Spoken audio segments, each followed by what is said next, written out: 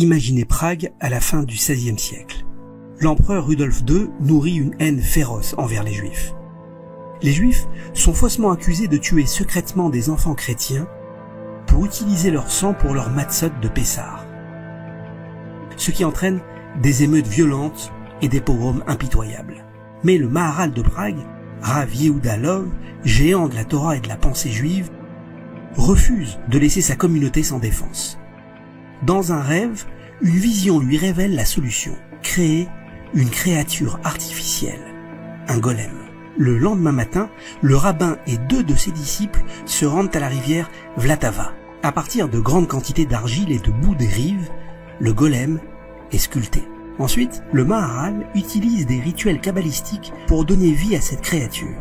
Il inscrit le mot « Emet » vérité, sur son front et place le nom de Dieu, Hachem, dans sa bouche.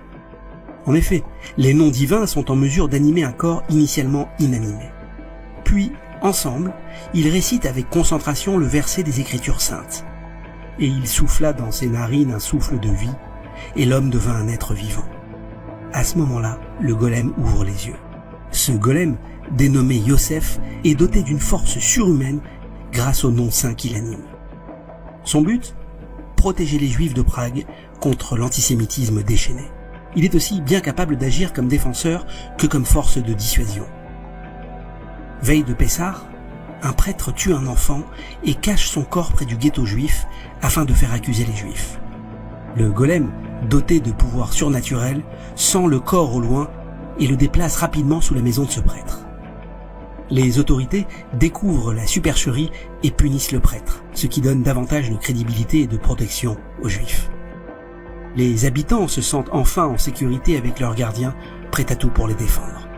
Un vendredi soir, le Maharal oublie de retirer le nom de Dieu de la bouche du golem, ce qui le maintient en vie le jour du Shabbat.